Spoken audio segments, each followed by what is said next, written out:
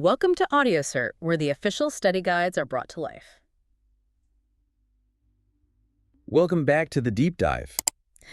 Today, we're jumping into something really fundamental, right? Hacking web servers. This isn't just some technical deep dive, though it is technical. It's actually Module 13 of the EC Council Certified Ethical Hacker, CEHv13 curriculum, and it's all about the backbone of our online world. It really is. Think about it, every website, every service. Exactly. Social media, banking, shopping, it all runs on web servers. They're just everywhere, silently working away. Until they're not working, or worse, working for someone else. Right. And that's the scary part. What happens when they aren't secure? What if just one little vulnerability leads to a massive breach? And it often does. The impact can be huge. For organizations, their web presence isn't just optional. It's like an extension of themselves, their main connection to customers. Absolutely. Protecting that is paramount. The stakes are incredibly high. Okay, let's really unpack this then. Today, we're going to get into the core concepts, look at the different attacks, the methodologies attackers use. And the tools involved. Yes, the tools, and crucially, how you can defend against these threats. That's the key takeaway.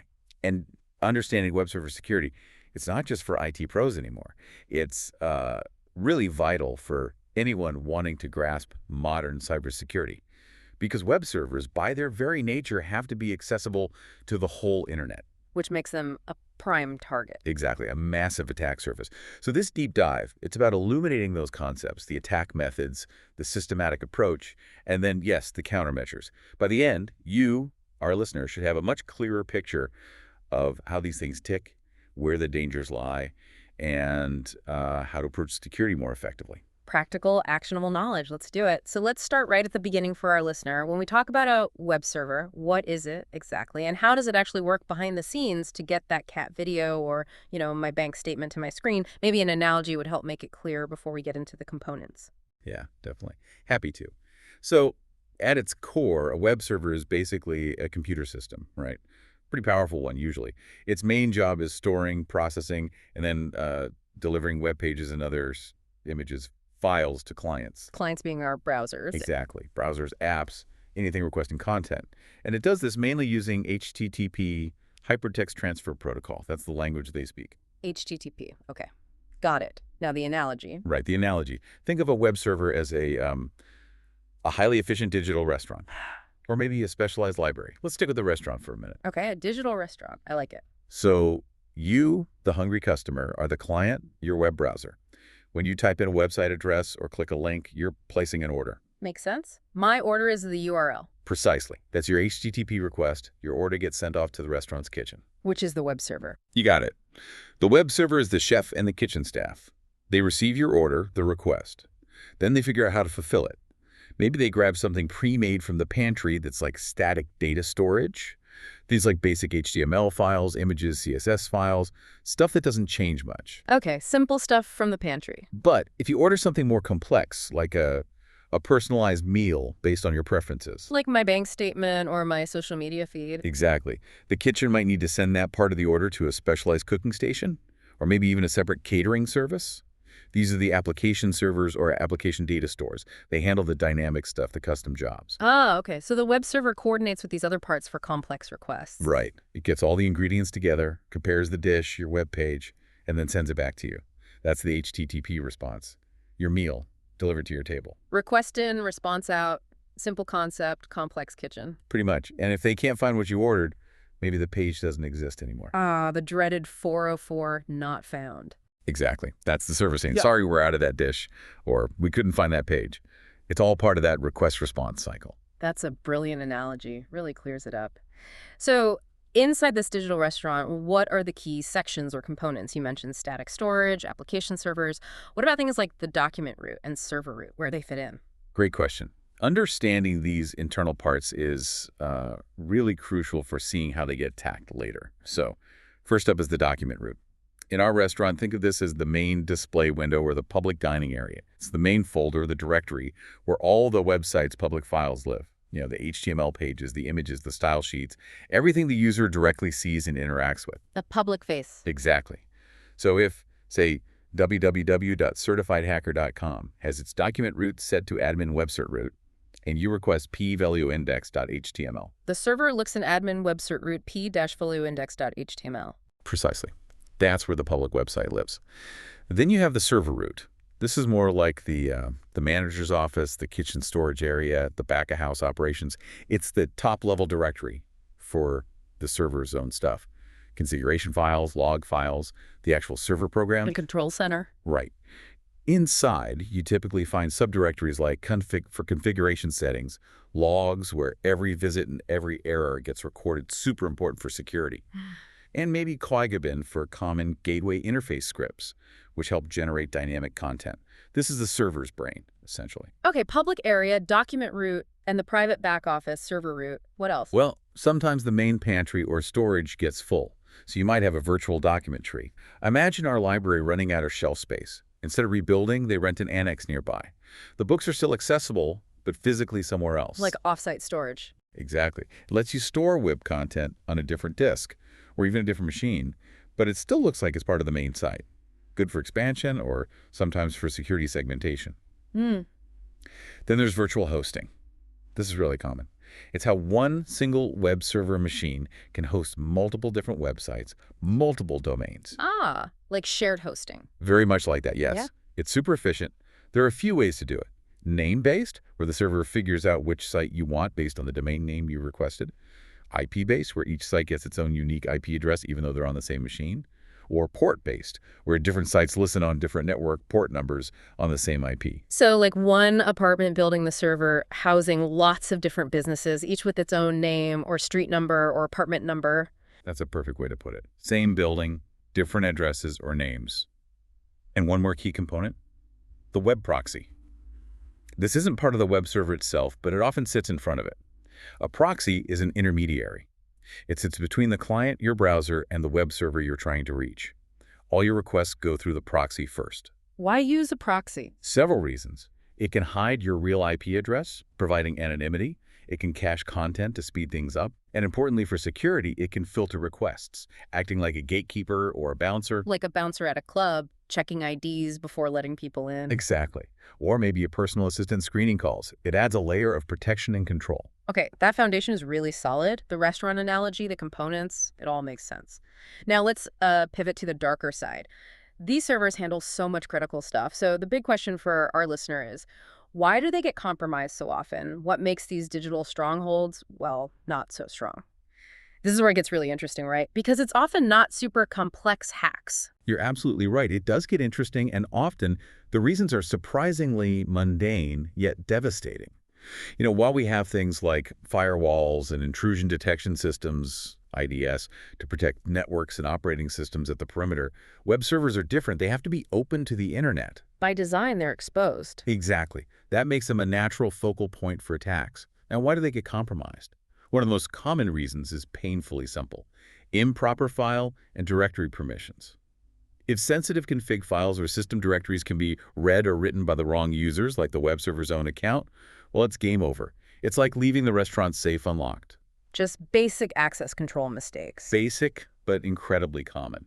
Then you have unnecessary default, backup, or sample files left lying around. Developers might leave old code versions, notes, or default install scripts on a live server. These can leak information or even provide direct backdoors. It's like leaving blueprints and spare keys out in the open. Sloppy cleanup, essentially. Precisely.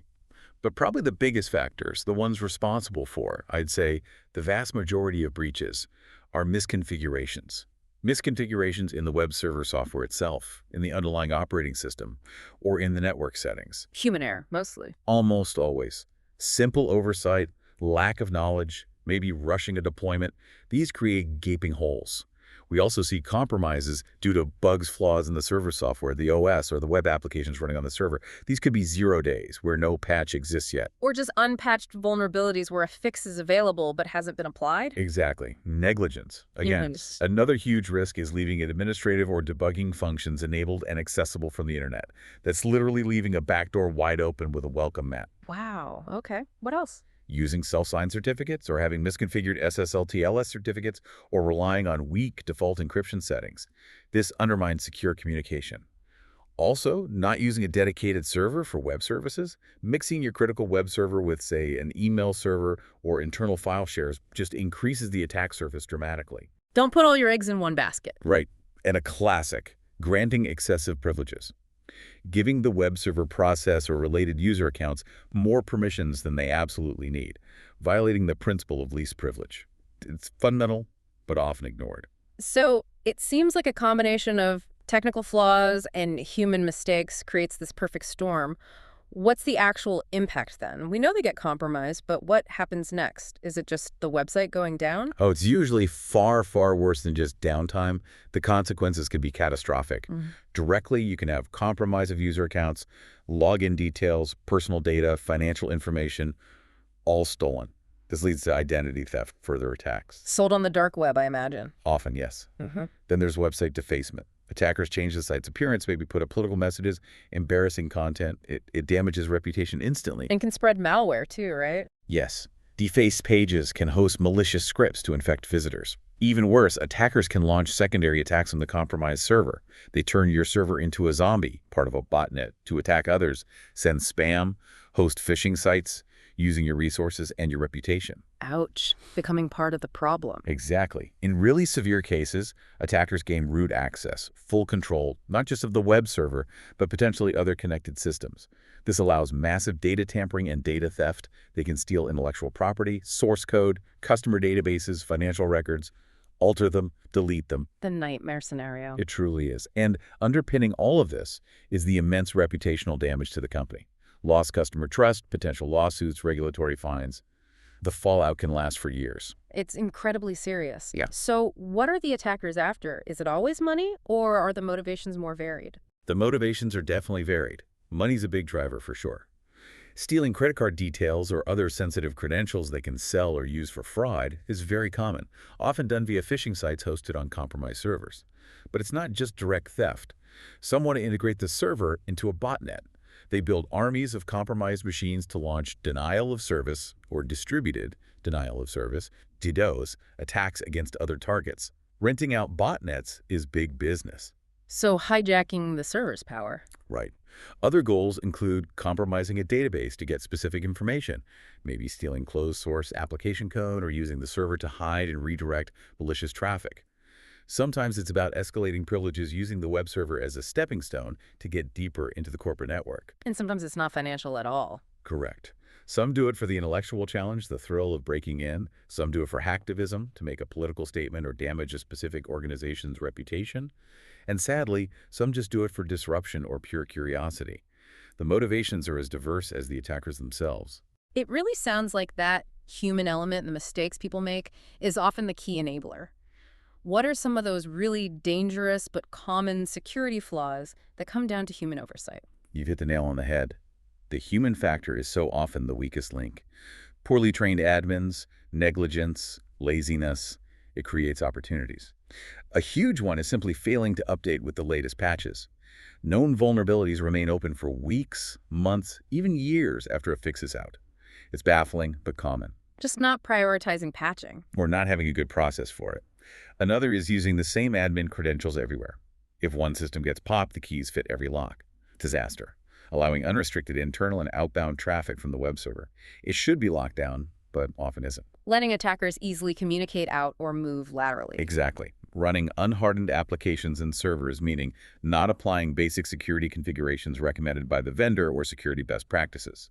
Providing overly verbose error messages that reveal server versions, file paths, database details, basically giving attackers a roadmap. Free intel. Totally.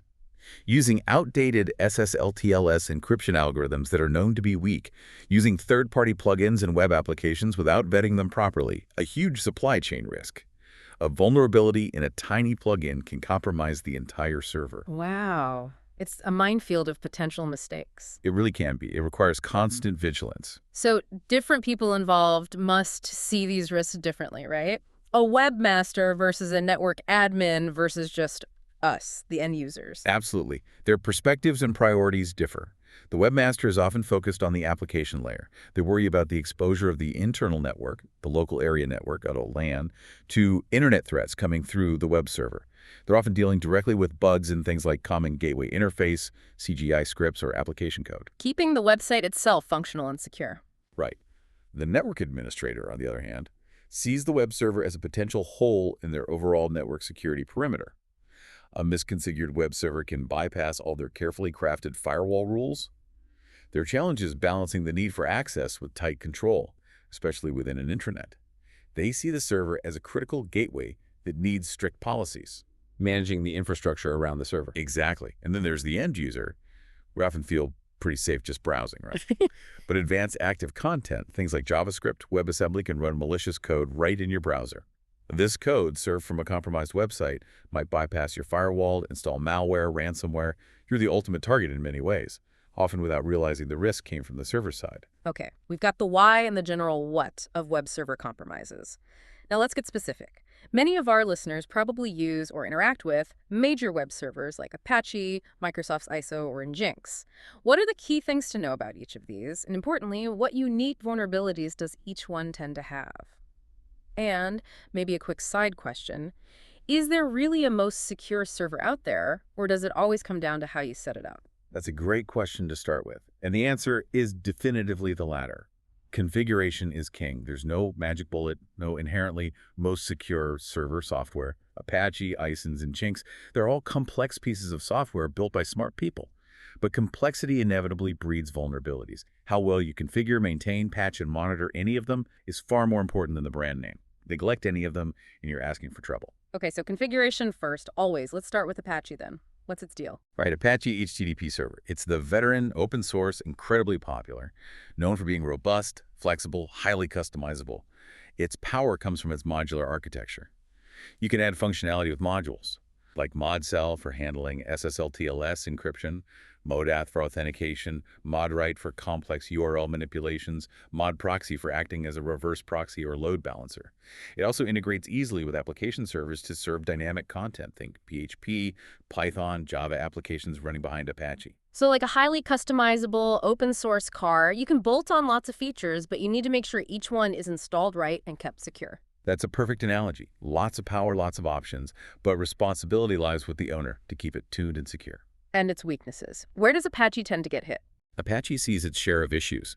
Resource exhaustion attacks, especially targeting newer protocols like HTTP2, are common. For instance, attackers might flood it with incomplete HTTP2 header frames called endless continuation frames, which chew up memory until the server crashes. A classic denial of service. Configuration errors leading to remote code execution, RCE, or information leaks are also frequent. Things like insecure defaults, improper authorization checks in modules, or even subtle bugs like a buffer overrated mod macro that might leak sensitive memory data. So vigilance around HTTP2 and careful configuration of all those modules is key for Apache. Absolutely. Meticulous configuration and prompt patching. Okay, next up, Microsoft Internet Information Services, or IC. What's the story there? IIS is Microsoft's offering, tightly integrated with the Windows Server operating system. It supports HTTP, HTTPS, but also other protocols like File Transfer Protocol, FTP, FTPS, Secure FTP, Simple Mail Transfer Protocol, SMTP, for email, even things like Network News Transfer Protocol, NDP. Its architecture involves Windows components like the HTTP Protocol Stack, HTTPS/YS, the World Wide Web Publishing Service, WWW Service, and the Windows Process Activation Service, WS. It relies heavily on the underlying Windows security model. So if Apache is the customizable open source car, IIS is maybe like a high-end car from a major manufacturer with lots of integrated features tied to its specific brand ecosystem, in this case, Windows. Another great analogy. Yes, it's very integrated, and its security is therefore heavily dependent on the security of the underlying Windows OS. And its common vulnerabilities, tied to Windows, I imagine. Often, yes. We see privilege escalation vulnerabilities frequently, where an attacker finds a way to gain higher-level control on the Windows system itself, often through how ISA handles requests or permissions. Authentication bypasses are another area where flaws might allow unauthenticated access to supposedly protected resources. Things described as trust boundary violations can crop up. And, like Apache, incorrect default file and directory permissions set during installation are perennial problems. So for IIS, the focus is really on locking down Windows itself, user permissions, and patching both IIS and the OS religiously. Exactly. You can't secure IIS without securing Windows. All right, finally, Nginx. Pronounced Nginx, right? What's his claim to fame? Correct. Nginx. Nginx started life focused on high performance and scalability, especially handling lots of simultaneous connections efficiently. It's often used not just as a web server, but also as a reverse proxy, load balancer, and cache. It has a different architecture. A master process manages worker processes, and these workers use a non-blocking, event-driven approach to handle requests very quickly without getting tied up. It's known for robust caching features, proxy cache, cache loader, cache manager, efficient SSL/TLS termination, and good logging. So the racing car analogy. Built for speed and efficiency, especially under heavy load. That fits in Nginx well. Lightweight, fast, excellent at handling concurrency. But even racing cars can crash. What are Nginx weak spots? Indeed. Despite its performance focus, it's not immune. We've seen vulnerabilities like NELL pointer dereferences in its HTTP3 implementation that could be triggered by crafted requests, potentially crashing worker processes, DS, or maybe even leading to RCE. Server-side request forgery, SSRF, vulnerabilities can appear sometimes in third-party modules or related tools, allowing attackers to probe internal networks. And misconfigurations are always a risk. A classic one is the Alias directive misconfiguration we'll discuss later, which can lead to path traversal, letting attackers read files they shouldn't. So within Nginx, careful configuration, especially around proxying and load balancing, and attention to newer protocols like HTTP3 are crucial. Absolutely. Configuration updates and understanding how all the pieces fit together, it really drives home your earlier point configuration is paramount across all platforms. That's a fantastic breakdown of the big three and their specific quirks. It really highlights that how you run them matters most. So knowing these potential weaknesses, how do attackers actually, weaponize them? Can you walk us through some of the most common attack techniques you see targeting web servers in the wild? And what stands out to you about how these attacks often seem to chain together? It feels like they rarely just use one trick. You're spot on. Modern attacks are very often chained. An attacker might use a misconfiguration to gain initial access, then a directory traversal to find credentials, then use those credentials to deploy malware. It's a process. They rarely rely on a single silver bullet. It's more like picking a series of locks.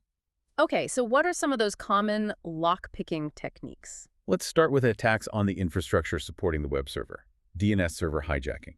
Here, the attacker compromises the domain name system, DNS server, that tells browsers where your website lives, its IP address. They change the records on the DNS server to point your legitimate domain name to their malicious server instead. So users type in the right address but get sent to the wrong place, like someone changing the street signs. Exactly like changing the street signs. Or, like our earlier analogy, breaking into the post office and changing mail forwarding addresses.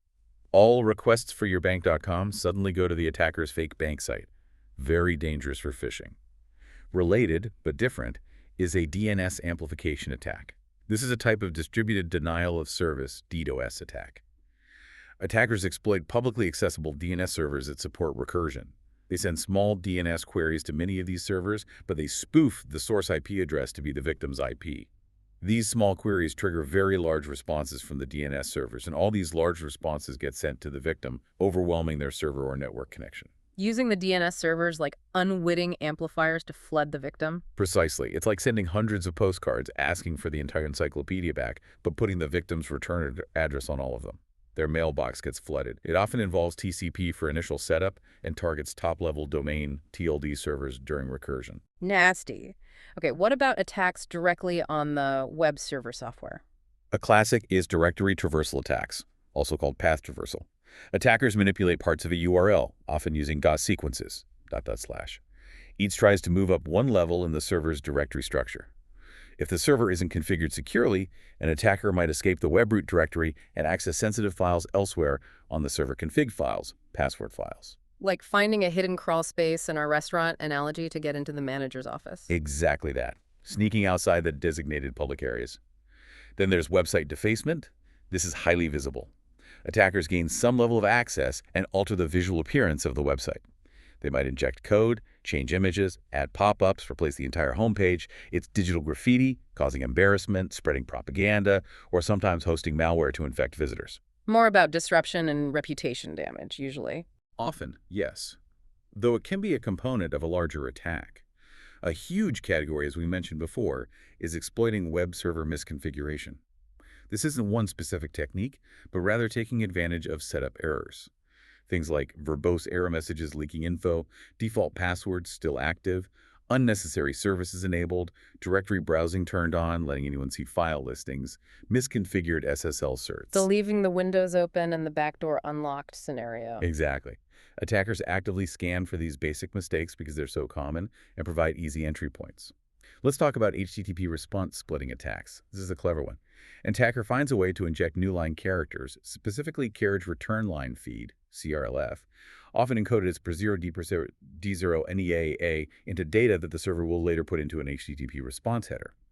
This injection tricks the server, or sometimes intermediate proxies, into splitting what should be one response into two separate responses. The attacker controls the second, malicious response. Splitting the response, how does that help them? They can use the second response to perform cross-site scripting, XSS, redirect the user to a malicious site, poison the browser cache, or set malicious cookies. It hijacks the communication flow.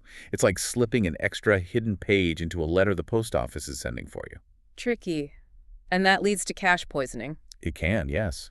Web cache poisoning attacks aim to pollute the content stored in web caches, either the user's browser cache, intermediate proxy caches, or even content delivery network, CDN caches. The attacker finds a way, often using response splitting or header injection, to make the cache store malicious content for a legitimate URL. Then, other users who request that URL get served the attacker's poisoned content instead of the real thing. Like contaminating the public water fountain. Anyone drinking from it gets the bad stuff. Exactly. Until the cache is flushed or expires, everyone gets the malicious version. Moving to access methods. SSH brute force attacks. Many servers run secure shell, SSH, for remote administration, usually on TCP port 22. Attackers use automated tools like Hydra and Crack with lists of common usernames and passwords to try and guess the login credentials. If successful, they get shell access to the server. Just trying every key on the lock until one fits. Pretty much. And it can be surprisingly effective if weak passwords are used. Once in via SSH, they can do almost anything. And now attackers are getting smarter with this. We're seeing FTP Brute Force with AI. They use artificial intelligence AI tools like ChatGPT to generate the commands needed for brute force tools like Hydra. They might prompt it. Generate a Hydra command to attack FTP on 10.9 MB11 using these word lists. So the AI writes the attack script for them. Essentially, yes. It lowers the technical bar and automates the process, making these attacks potentially more widespread and efficient. Instead of figuring out the command syntax, they just ask the AI. That's concerning. What else is new or particularly nasty? The HTTP2 continuation flood attack is relatively newer and targets servers like Apache that support HTTP2. It exploits how HTTP2 handles large headers broken into multiple frames. Attackers send an initial headers frame, then flood the server with lots of continuation frames without ever sending the final frame that signals the end of the header. This forces the server to keep allocating memory and CPU to reassemble a header that never finishes, leading to resource exhaustion and DOS. Like feeding someone an endless sentence, piece by tiny piece, until their brain overloads. A good way to put it. It overwhelms the server's processing capacity. Another sophisticated one, often targeting Nginx reverse proxies, is a frontjacking attack. This combines multiple techniques, often CRLF injection, HTTP request header manipulation, like injecting a malicious host header, and XSS. The goal is to trick the reverse proxy into forwarding requests intended for the legitimate backend server to an attacker-controlled server instead, or to inject malicious content into the user interface served through the proxy. So you think you're talking to your bank via their secure proxy, but the proxy has been tricked into talking to the attacker's fake bank instead. Or it injects malicious JavaScript from the attacker into the legitimate bank's page as it passes through the compromised proxy. It hijacks the front-end interaction. Wow. That's a whole range of techniques, from infrastructure attacks to protocol manipulation to brute force. Are there other broader attack categories that often loop back to web server compromise? Oh, absolutely. Web servers are often compromised as a result of attacks that aren't directly targeting the server software itself. Web application attacks are huge. Things we cover in other modules like SQL injection, targeting the database via the web app, cross-site scripting, XSS, targeting users via the web app, server-side request forgery, SSRF, making the web app attack internal systems. These often give attackers the foothold they need to then pivot and take over the underlying web server. So the application is the initial weak point. Very often, yes. We also see web servers impacted by general DOS attacks, man-in-the-middle MITM attacks intercepting traffic, especially if SSL/TLS isn't properly configured, and phishing attacks, where stolen user credentials grant access to web-based admin panels or related systems. It's a complex ecosystem, and as you said, attackers layer these techniques. A myth configuration might enable an application attack, which then allows them to upload a shell and take full control. Defense needs to be equally layered. Okay, that's a truly intimidating arsenal of attack methods. But, as we keep saying, knowing the enemy is half the battle, especially for ethical hackers trying to prevent these things. So let's shift perspective. Walk us through the systematic approach, the methodology that an attacker or an ethical hacker simulating an attacker would typically follow, step by step. How does having this kind of structured process make them so effective? And how does understanding it help us defend better? That's the crucial link. A methodology provides structure and ensures thoroughness.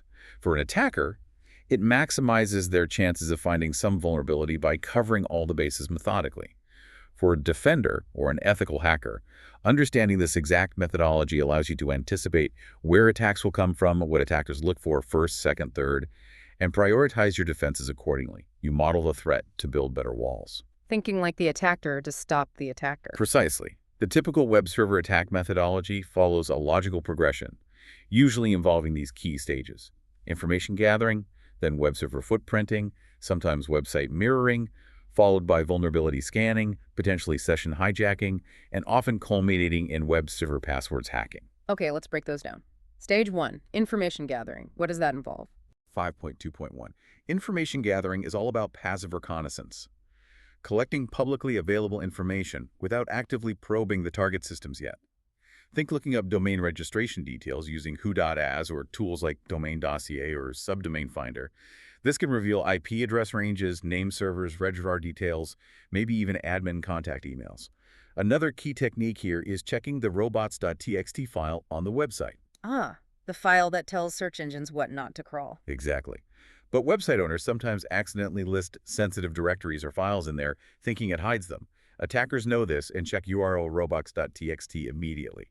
It's like finding a note saying secret plans hidden in the back office pinned to the front door. So passive intel gathering, like scouting the location from afar. Perfect analogy. No direct contact yet, just observation. Stage 2 is 5.2.2, web server footprinting, also called banner grabbing. Now we start actively but gently probing the target. The goal is to identify the specific type and version of the web server software, Apache, IIS, and Nginx, the underlying operating system OS, maybe even database details. How do they do that without setting off alarms? Simple tools often suffice. Netcat NC can connect to the web server's port, usually 80 for HTTP, and send a basic HTTP request, like GT HTTP 1.0. The server's response often includes a server header revealing its type and version. Telnet can do the same thing. More advanced tools like HTTP Precon or Uniscan automate this, trying different HTTP methods and analyzing headers to get a detailed fingerprint. And as we mentioned, AI can help here too. Prompting ChatGPT might give you an Nmap command combined with WhatWeb and Nikto to automate version detection, technology identification, and basic vulnerability checks all at once. So this is like knocking on the door in different ways, listening to who answers and how they answer to figure out what kind of house it is. Exactly. You're gathering specific technical details about the target system itself. For IIS servers, attackers might use Shodan, the search engine for internet-connected devices, using filters to find IIS servers based on SSL certificates, titles, location, or version numbers. Okay, they've identified the server type, say Apache. What specific Apache probes might they try next? If it's Apache, they might try 5.2.3, abusing Apache Motosertier to enumerate user accounts. If the Motosertier module is enabled, it allows URLs like username. Attackers can use tools like Nmap with scripts like http-user-enum. They feed it a list of potential usernames, and the script checks if username exists for each one. This can confirm valid user accounts on the server. Nmap has other useful scripts too, like checking for virtual domains, hostmap BFK, or vulnerable HTTP methods, HTTP trace. Using server features against itself to gather intel. Clever. What about passwords? That leads to 5.2.4, finding default credentials.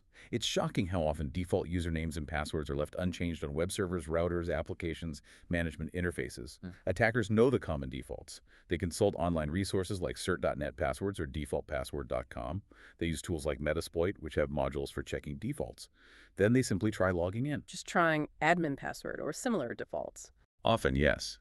Or vendor-specific defaults. It's low-hanging fruit, the digital equivalent of checking if the key is still under the doormat. Similarly, 5.2.5. Finding default content is about looking for files or functionalities left over from the installation. Sample scripts, debugging pages, administrative interfaces not meant to be public, even installation manuals. These can leak sensitive information or provide unexpected entry points. Tools like Nikto 2 are excellent at scanning for thousands of these default files and potentially dangerous scripts. It's like finding the builder's tools and manuals left behind in a new house. Okay, intel gathered, defaults checked. What's next? Looking for hidden stuff. Exactly. 5.2.6. Directory brute forcing. Attackers want to find hidden directories or files that aren't linked from the main website, but might contain sensitive information or functionalities. If directory listing is accidentally enabled, the server just hands over the link of files. If not, attackers use tools like dirhunt or GoBuster with large word lists of common directory and file names. They systematically request each name in the list, e.g. admin, backup, config, and see if they get a valid response instead of a not found error. AI can also generate commands for these tools. Like systematically trying every drawer and cupboard handle in the house. Precisely. You're mapping out the hidden structure. After mapping comes 5.2.7, vulnerability scanning. Now, the attacker uses automated scanners to actively look for known weaknesses based on the server type, version, and identified components. Tools like Akunetics WVS, OpenText Fortify Web Inspect, Tenable.io, or Invicti will scan for hundreds or thousands of known vulnerabilities, SQL injection, XSS, outdated software versions, misconfigurations identified in the earlier stages. For Nginx, there are specialized tools like Nginx Spooner. This is like bringing in a building inspector with specialized tools to find cracks in the foundation and weak spots in the walls. Actively searching for exploitable flaws. Right, which leads directly to 5.2.8, finding exploitable vulnerabilities. Once the scanner reports potential vulnerabilities, for example, Apache version 2.4.x has vulnerability CVE2023XXX, the attacker needs to find an actual exploit code that can take advantage of that vulnerability. They'll search public databases like exploit database, exploit-db.com. They can filter by server type, Apache, IIS, vulnerability type, platform. They find exploit code, review it, and see if it matches the target's environment. Again, AI can assist here.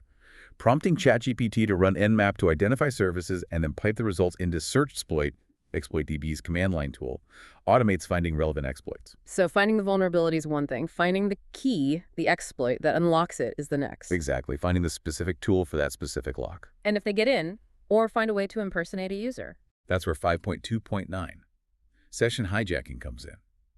If an attacker can steal or predict a valid session token, the temporary credential a user gets after logging in, they can impersonate that user and access their authenticated session. Techniques involve predicting token patterns, replaying captured tokens, fixing a user's session ID before they log in, or using XSS to steal cookies containing the token. Tools like Burp Suite, especially its sequencer tool, Ettercap or JHijack, are used for this. It's like stealing someone's boarding pass after check-in. Impersonating a legitimate user. Very dangerous. Very. And finally, if direct exploitation or session hijacking fails, there's always 5.2.10, web server password hacking. This involves using various password cracking techniques against any login forms found. Web admin panels, FTP, SSH, database logins. Techniques include guessing, dictionary attacks using word lists, brute force, trying all combinations, hybrid attacks. Powerful tools like Hashcat for cracking password hashes offline if they can be obtained, or THC Hydra for online brute forcing against live services are the weapons of choice. It's the combination lock analogy, systematically trying combinations until it opens. Two more specific techniques worth mentioning. 5.2.11, using application server as a proxy. If a web server is misconfigured to act as a proxy, attackers can abuse this to route their own malicious traffic through the server, hiding their origin or potentially attacking internal systems from the web server's trusted position. Using the server itself as a launchpad or disguise. Right. And 5.2.1, pass traversal via misconfigured Nginx alias. This specific Nginx flaw happens when the alias directive in the config file lacks a trailing flash. It allows attackers to use PESH to escape the intended directory and access files elsewhere. Tools like QB target this specifically. And for the ethical hackers performing penetration tests, there are integrated platforms like Core Impact, Cobalt Strike, Fuxploiter, and MIPM Proxy that bundle many of these techniques to simulate real-world attacks and test defenses thoroughly. This whole methodology provides a clear path from reconnaissance to exploitation. Wow. That was an intense walkthrough of the attacker's playbook. It really highlights how methodical they can be. But okay, knowledge is power. Knowing the methodology is the first step to building defenses. So now, the crucial part for our listener. How do we actually secure our web servers? Let's pivot to the countermeasures. What are the practical steps, the key strategies, and the tools we need to fortify this digital frontier? Absolutely. This is where we take everything we've learned about the attacks and methodology and turn it into a defensive strategy. The goal is layered security, defense in depth. A fundamental starting point is 6.1.1, network segmentation. Don't just stick your web server directly on your internal network or right on the raw internet. The best practice is to place web servers in a demilitarized zone. DMZ. This is a separate network segment, isolated by firewalls from both the public internet and your trusted internal network. Like a buffer zone. Exactly.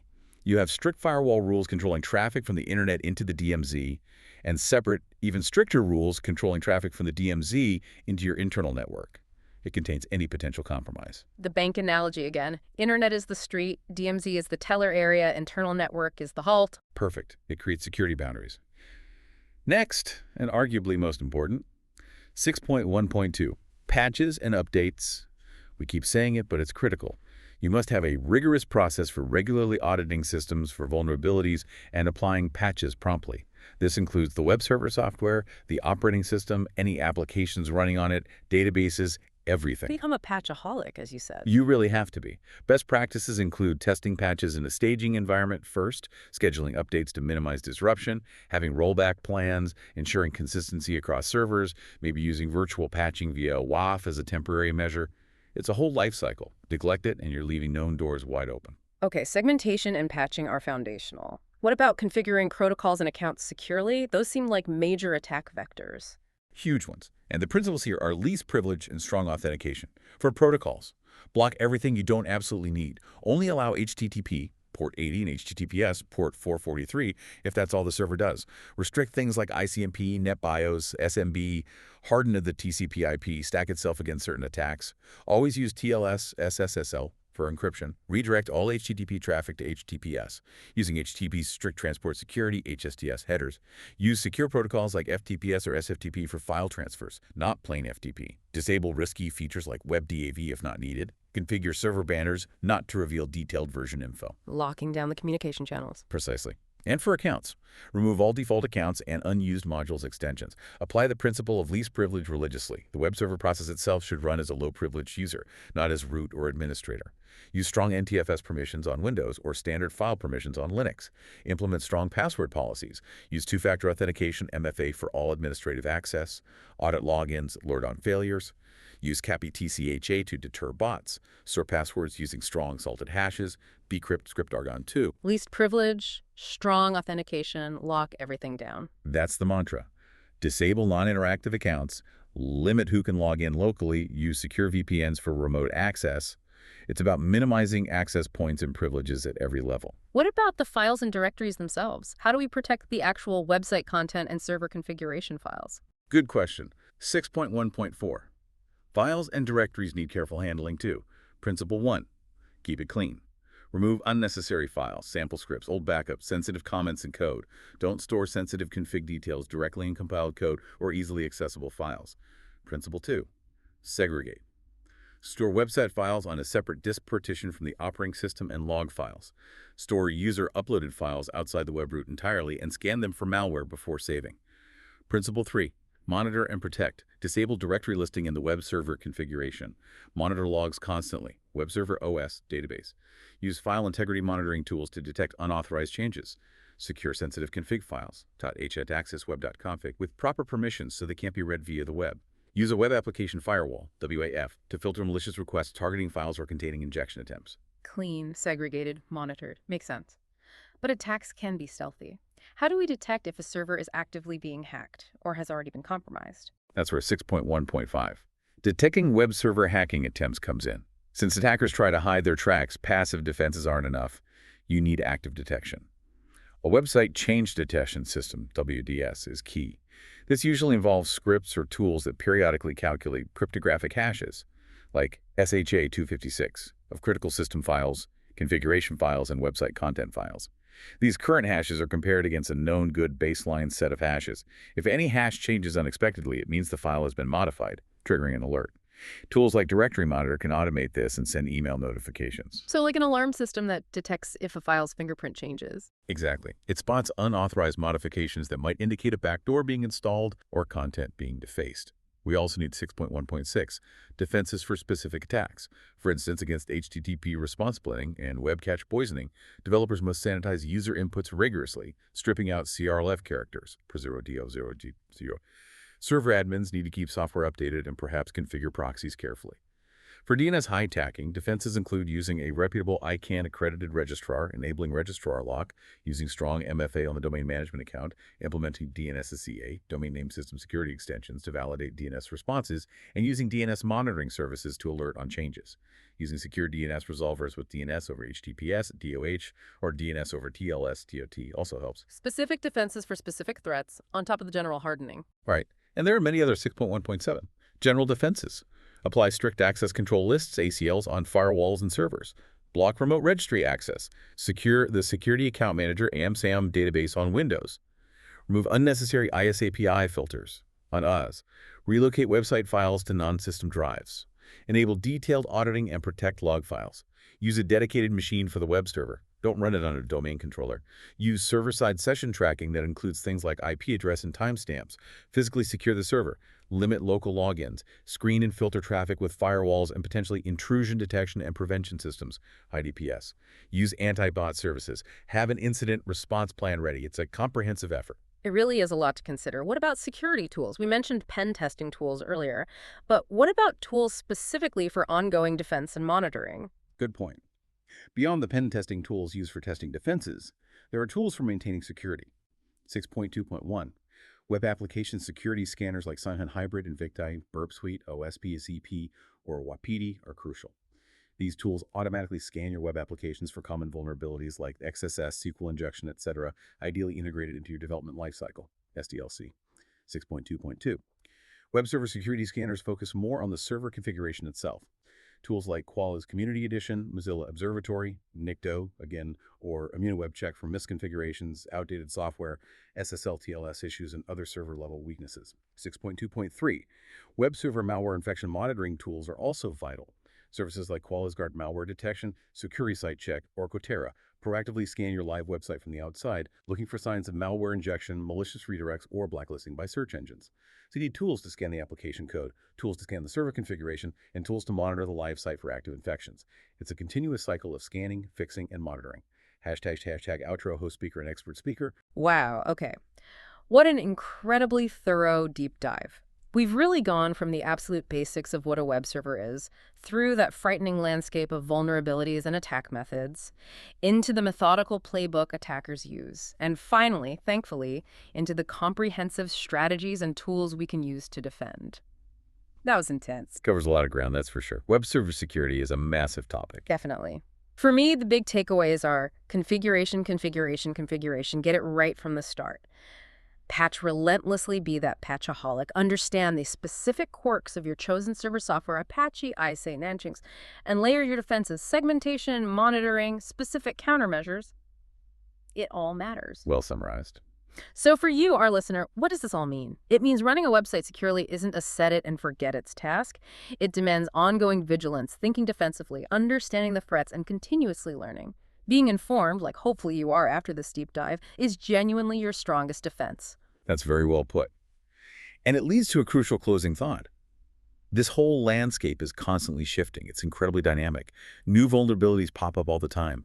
Attackers adapt, they get smarter, they leverage new technologies. We talked about AI assisting with brute force attacks, for example. It's a continuous arms race. The game keeps changing. It really does. So as a final, maybe provocative thought for you to take away and ponder, considering this increasing sophistication, especially with AI potentially automating reconnaissance, vulnerability discovery, and even exploit generation, and couple that with the rapid evolution of web protocols themselves, like HTTP 3, what fundamentally new challenges do you foresee in securing web servers over the next, say, 5 to 10 years? And maybe more importantly, how will our defensive strategies need to evolve even faster to keep pace? That's a big question. How do we stay ahead when the threats are evolving so rapidly, potentially accelerated by AI? Definitely something to think about. Thank you for guiding us through all that complexity today. It was incredibly insightful. My pleasure. It's a critical topic. And to you, our listener, thank you for joining us on the deep dive. We'll be back soon with another exploration into the world of cybersecurity.